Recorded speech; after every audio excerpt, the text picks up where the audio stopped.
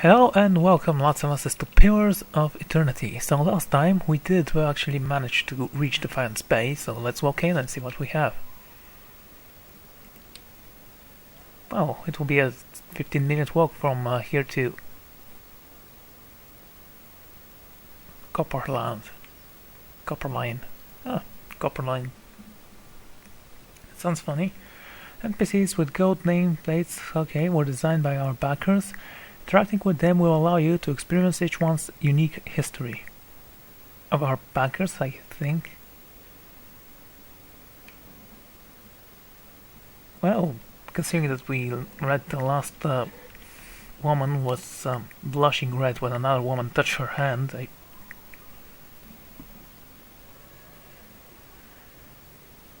Okay, I'm going to have to read those things.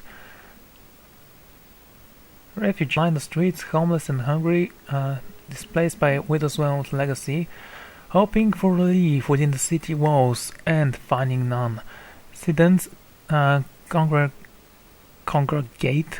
to protest and heckle, calling for an end to amnesty and the ouster of their duke. The city's militiamen cast a fearful look as they patrol the streets, their hands trembling at the hilts of their weapons.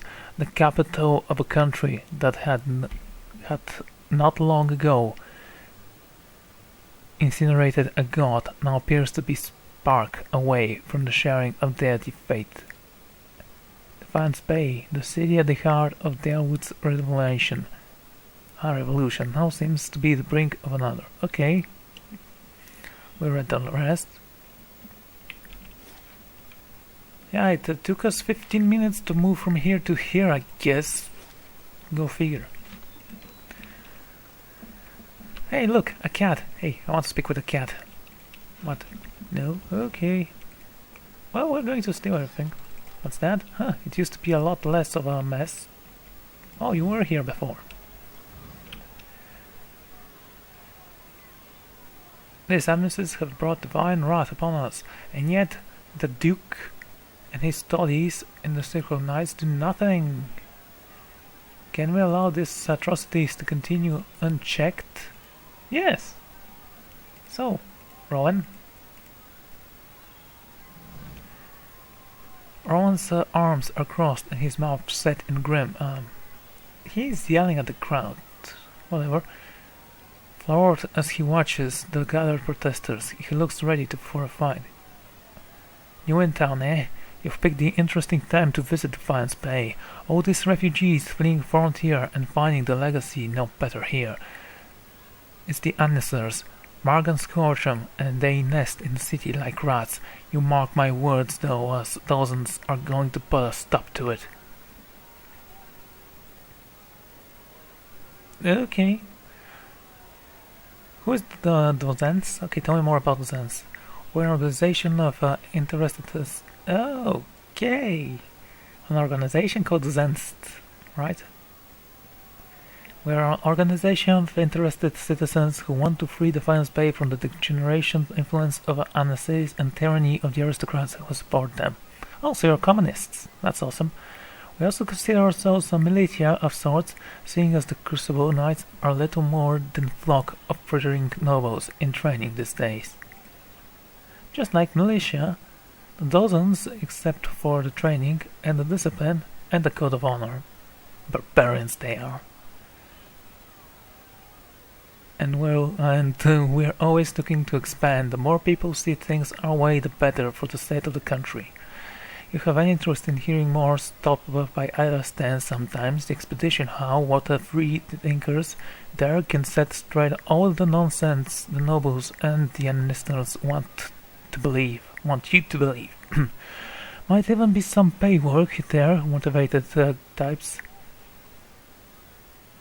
Tell me more about the Defiance Bay, the capital of the free plantain of Dalewood. We started our capital of Hydrian colony, but we booted the fierce Skipter from these lands 150 years ago. These days were a major part of receiving trade and visitors from all over the world, but we, some of us anyway, strive to hold on to the pioneering spirit that earned us our freedom a century and a half ago. The city is divided into 5 districts: Corfland, First Fire, Ordnal Gift, Banktrop, and Nikirvik Hill. Okay. No, you disagree with him? Down with... Oh, okay. How dare you speak against the man who actually gives you something to think about? So, can we break in? Wow. One hit and they're all going down. No, I'm not kidding. I think I can take all of those commoners down with one hit. Goose and Fox, that's an inn. Well, we've rested very well. We have a fort. Oh, you want to say something, Asher, do you? Well, let's see. The dozens. Ah, Duzina. Okay, I understand now. Pretty sure you won't find one amongst them who stood within 100 miles of that bridge when the good hammer went off. Too bad too, cause then there'd be less of them. Why do they call themselves dozens? Godhammer, what do you have against them? Ah, nothing serious, nothing I don't have against a lot of folks anyway. The dozens, they like to take things into their own hands. Get sickly sometimes, we don't have them in guild though. Will I be right at home there? One might question why there isn't a group of them right there, but whatever. They picked a name they could do what they wanted and feel like it was right, got nothing to do with honor or sacrifice. They like to invoke Margan too, when they especially want to feel right. Somehow I don't think she'd be good too impressed with that lot. I'm sure she'd like to set them on fire any time they use her name, but the gods probably got rules against that kind of thing. Well, she has limited worshippers, so losing some of them will be a bad idea. Okay, next question. People hide behind symbols so they can be questioned. There must be plenty of other groups that are better reflections of the figures that inspire them. Too bad, I wouldn't mind seeing something like that. Surely Magran has worthier followers. I don't know. Everyone I've met so far doesn't impress me at all.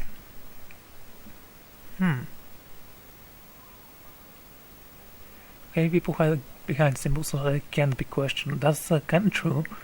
The Duck's responsible man. Maybe while we're in Defiance Bay we can get him to force people to call themselves what they are. Don't imagine they'd have as many members if they call themselves the Longmouth Shippers. Yeah. Shiphookers. That was quick. I'm pretty sure no one got that. Why do they call themselves dozens? Godhammer? Is that a weapon? Oh, that's obviously not a weapon, so that's a stupid question. That's what they call the bomb they blew up with when they win. And I'm pretty sure I know what bomb is because guns exist in this world. Don't know much about it other than that anything kills the living god. Yes, you gotta name it. God Splitter. Let's move on. Sure. Yeah, actually, Gerald has this cap, which gives him 1 more might.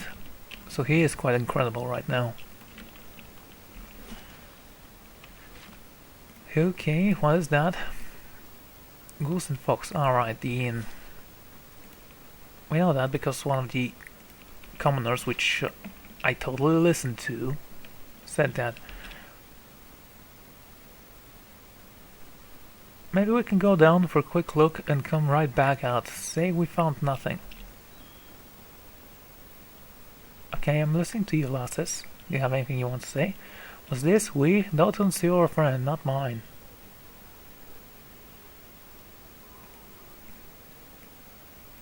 Crystal Knights have been warning everyone to stay out of the catacombs. They're not safe anymore. Yeah.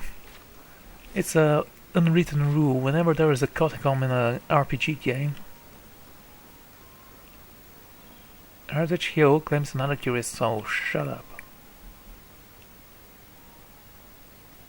Please get along, I have a long list to get through. Remind all visitors Defiance Bay that the hill is sealed for city's protection. And if I kill you, you won't have anything to do about it. So, let's speak with the girl with cool name, Laura.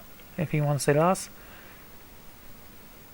Laura, a young woman, stands by a cart, watching the crowd with large bridge eyes and focus on you as you approach. Take your time, traveler. If you're looking for enchanted scrolls or garb, you've come to the right place. Show me what you have, else. Ooh, Seal of Fate. What's that supposed to be? Oh, come on, show me the description. Unusable by priests. This thick iron band, its ring, dented and scratched, appears to have seen much use. It is studied with elven small band, one of each of the gods. It was created by Andrian priests to remind him of his devotion, particularly in the heart of battle. It is said that feeling these fingers rub against the bed, he would say a quick prayer to each of the gods, who blessed him in return. So what, you just have to whisper the name of the god so you can get a blessing and become extremely powerful? I mean, look at that. Level 1 spell, level 2 spell, and level 3 spells. Okay, that's not who knows how good. Hey, any pets for sale? I'm still looking for them. And yeah, I had for Snape. Remember me? We met at the Meldon Bridge. Thanks for helping me out back there, as promised. I'll give you the best prices in town. If it weren't for you, I'd still be broke. Show me.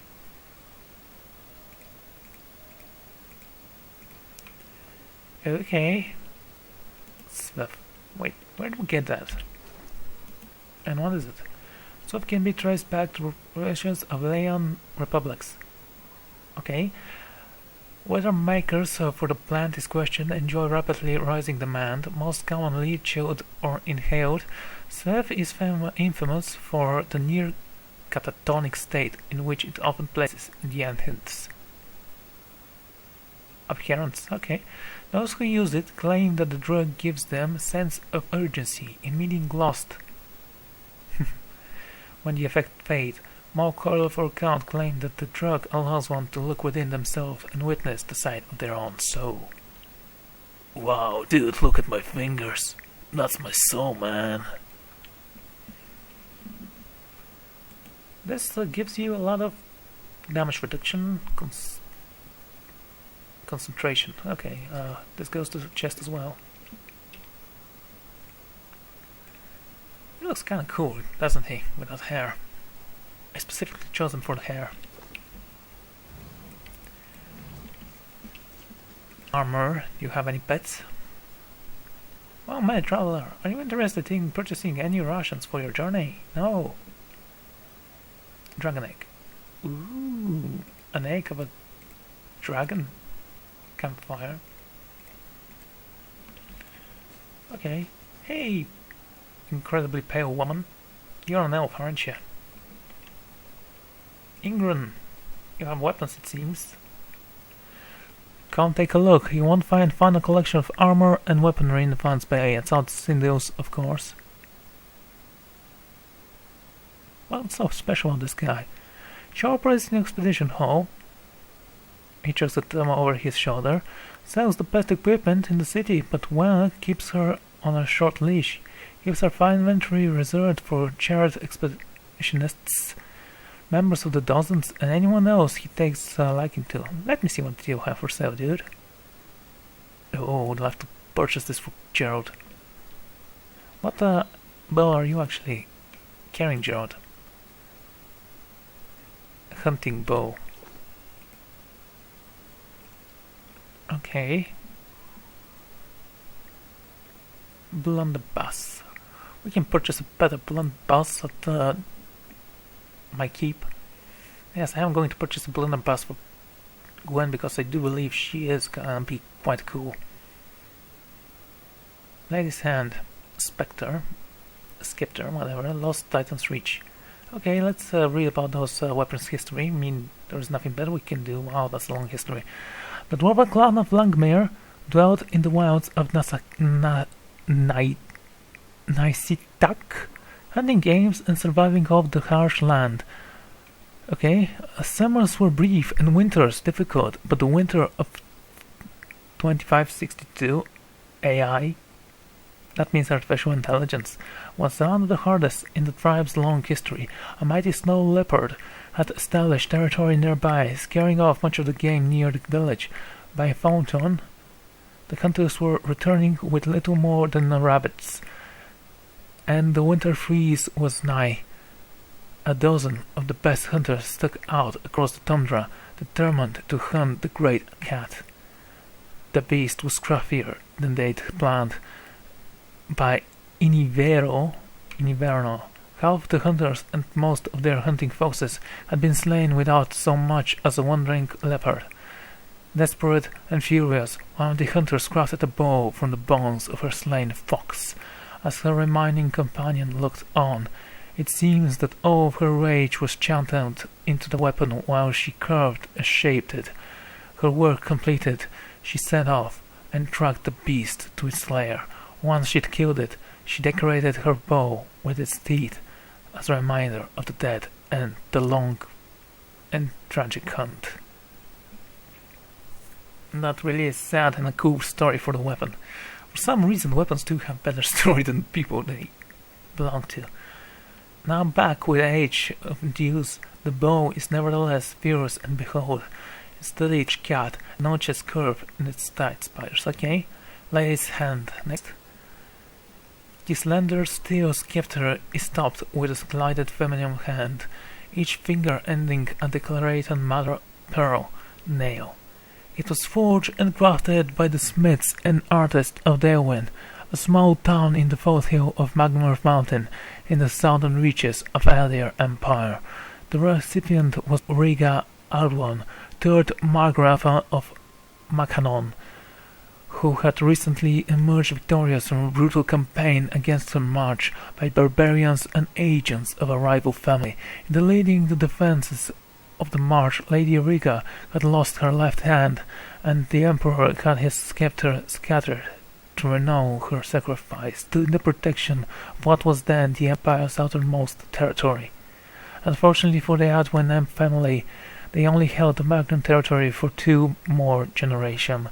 With little money and no land, the family set out for the young colonies of Dalwood, the lady's hand so renowned. Used in battle by Brannon Adwan, Thien was during the War of the Black Trees. There, Brannon used it to defeat Glanfathan warriors and spirit-animated trees. There were marching out in the deep woods. For his service to the colonies, Brannon was made an hero of the new territory of Blackstan, but had luck struck the Adwen family twice. Only a year after establishing a fort on the frontier, Brannon was ambushed by Glanfield resistance fighters. Finishing their main mission, the assassins then pursued his small family and killed every member, leaving no rest of the house Adwan. Oh my lord. Yeah, and who are you? The proud lord said. Time must pass low. Lady's hand, Lost Rhine's Reach. Well, 2 more weapons, then I'm gonna take a break. Lost Rhine's Reach was one wielded by Theon Somar Cinderhood of the Grasp. White engage in skirmishes. Oh my lord. My eyes just started hurt. Sorry about that. Against some Glenfront rebels at the outskirts of New Humor, Somar cornered their leader at the edge of cliff. The rebels quickly interposed themselves between the Theon Somar and their leader, seeking to prevent Somar from striking the final blow. A skilled pikeman, Somar was able to foul every effort to strike him, and he utterly dealt the rebel leader mortal wound. Unfortunately, the pike-hooked blade became snagged upon the dying elf's armor, pulling Somar over the edge of the cliff with his foe. Cool. Yeah, this guy was purely stupid. Shatterstar. All around Aurora tales circulate about various weapons fashioned from the stones that fall from the heavens, once beloved to be gifts from the gods, and still often see it as such. These stones are now known to be meteorites. Even so, items crafted from them remained precious. Shatterstar was a hammer forged from the solid block of Philistine that was discovered by one of the author's faithful shortly after Saint Weldwin rose to power in Red Crests. It was crafted into a weapon and carried at the hand of the Red Kryn army during Weldwin's march on Direwood. As such, it was believed lost at the Godhammer Citadel. The head of the hammer is iron nickel, laced with yellow and orange crystal. It held a place by the bronze band joint of softly jingling rings. I didn't want to compare those. Well, that was cool. Any cool armors? Doesn't seem like it. Pike's Pride. Oh, there we go. Born into a family of fishmongers, one young Adrian decided that he would give up the family trade and take up the sword instead. He swore that he would find greater fortune even was bestowed upon his family. When he sought out opportunities to prove himself, however, he was often scorned, for he came from low-born stock. Wow, and his line had achieved little to none of naught. Okay. Discouraged, the lad returned home, only to find that his family, eager to see him achieve his wishes, had put what coin they had to commission a suit of armor that might keep him safe. The lad asked the smith to craft a set of glaring scale armor bright as the flashing scales of fish and just as light and quick. He called it Pike's Pride. Pike's Pride, and while he wore it, he found himself immune to whatever foul words his detractors might level at him. Cool. Wanna see how it looks, but unfortunately, no. Well, there is another cap here. Dunred Demon. Caswen was one of the... Why can't you just spell it with normal words? I mean, normal letters. Okay, Brisogwyn of Air Gladfarth, who received training from the Direwood Animancers around 2785 AI. When Dunred Row was founded 15 years later, she was one of the first ciphers to join the thought relatively old. Okay, that's for a cipher, it seems. Doesn't look that cool, actually. It says it's for the head, but I'm not very sure it is. Though relatively old for Orlan, she was one of its most enthusiastic and capable agents, known as the Dawnwell Demon. She was ruthlessly methodical and infamous throughout Defense Bay for prowling the streets in her helmet, searching for clues and connections. At the end of Saint's War, she was over 40. 40 is old, okay, and she was sent to Godhammer Citadel to search for traces of Saint Widwin. She never arrived, and years later her helmet was found on the road from Icon Bay. So her helmet made it fine. Okay, so as a message, I am going to take a break here after that extensive reading. I'll see you all next time. Goodbye.